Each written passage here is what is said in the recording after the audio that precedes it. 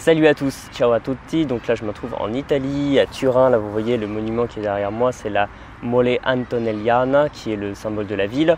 Donc je voulais chercher un parc où je pourrais être à peu près tranquille et je suis tombé sur cette vue avec le monument, donc je suis assez content, vous pouvez le voir ici. C'est un ouvrage de maçonnerie très grand, très beau aussi je trouve, qui fait quelque chose comme 160 mètres. Et je voulais pas vous parler de maçonnerie aujourd'hui, mais je voulais vous faire une vidéo assez courte et assez concise sur un concept qui est très simple, c'est de commencer petit et de voir grand. Qu'est-ce que j'entends par là? Quand je conseille des personnes, quand on me demande par exemple que ce soit de manière générale dans le cadre d'une formation, d'un coaching, etc., un emploi du temps, des idées pour s'organiser, finalement on est parfois, je peux le dire, vous êtes parfois assez étonné par le peu de travail que je vais vous demander. Bon, ce qui n'est pas vraiment le cas en réalité. Mais j'ai eu souvent des remarques du style « Oui, mais tu sais, moi je peux travailler 3 heures par jour, pourquoi est-ce que tu me conseilles d'en faire qu'une demi-heure ?» Ou alors « Mais t'es sûr qu'avec une demi-heure par jour, on peut aller jusqu'à un tel niveau ?» Bon, alors j'ai déjà parlé dans une autre vidéo du temps alloué aux langues, donc je pars du principe qu'avec une demi-heure par jour, on peut très bien commencer. Après, si vous voulez atteindre un niveau C1, C2, etc., il faudra peut-être pratiquer activement plus longtemps, mais là n'est pas la question. Il y a une autre vidéo, je vous y renverrai. Et pourquoi je vous parle de ça? Tout simplement parce que on est, à mon avis, en partie à cause du système scolaire, encore lui, et à cause de notre perfectionnisme français, dans une démarche où on se dit que plus on en fait, plus on va progresser, comme si c'était une courbe linéaire, et a priori le raisonnement se tient. Mais à mon avis, c'est une erreur parce que vous pouvez très bien en fait faire peu, mais à condition que ce soit régulier. Parce que ce qui est important, ce n'est pas la quantité de travail à un instant T, mais la quantité de travail sur une durée qui est assez longue. Donc imaginez que vous en faites seulement une demi-heure par jour et que vous en faites tous les jours. Ça va faire beaucoup au bout d'un moment.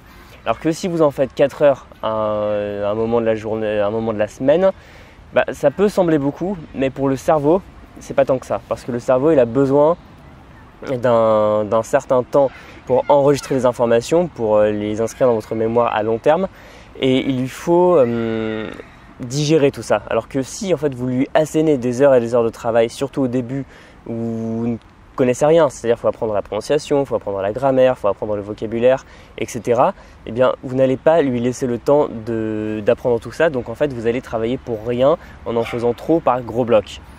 Et c'est vrai que c'est assez difficile parce que finalement, non seulement on est encouragé à en faire plus, mais comme dit le proverbe, le plus est l'ennemi du bien. C'est pour ça que moi j'ai jamais trop aimé ce que j'ai trouvé, moi en tout cas dans le système scolaire français, le fait que si on fait une rédaction qui est trop courte, on se prend plus ou moins des remarques du style on n'a pas beaucoup développé. Alors que même si là c'est défaut aussi, le système scolaire anglo-saxon n'est pas forcément stupide de ce côté-là parce qu'on vous fait faire des essais comme ils disent, où on va vous donner un nombre de mots précis, il ne faut pas le dépasser. Et donc ça force à la concision. Et ça je trouve ça pas mal en tout cas. Bon, il n'est pas vraiment sujet c'est pas vraiment le sujet le système scolaire, mais on a toujours l'impression que plus on va en faire, plus on va souffrir. C'est encore une fois, c'est même notre culture chrétienne, où plus on souffre, mieux c'est. Mais en réalité, il n'y a pas besoin de souffrir comme d'en faire vraiment un calvaire. Si vous vous concentrez sur des activités qui sont efficaces pour vous, vous allez progresser. Mais dur d'avoir la foi à ce niveau-là, parce que vous vous dites « Ouais, mais là, à la fin de ma demi-heure, j'ai pas progressé. » Mais encore une fois, concentrez-vous sur des petites victoires. Quand vous avez appris à dire une nouvelle chose, former une nouvelle phrase, que vous avez une nouvelle compétence, c'est-à-dire, je sais pas, vous savez commander un café ou acheter un billet d'avion, et là, à chaque fois, c'est une petite victoire. Et il faut les mettre bout à bout comme un collier de perles, et à force, ça va faire quelque chose de grand. Et la difficulté, c'est qu'on ne voit pas la grande image tout de suite, on ne voit pas le plan d'ensemble. Pensez que l'architecte Antonelli, quand il est mort, la tour là, le haut n'était pas achevé. Donc je crois que c'est son fils, si je ne dis pas de bêtises, qui a achevé la tour. Donc pensez qu'il a commencé quelque chose pierre après pierre, sans même voir le résultat complet à la fin.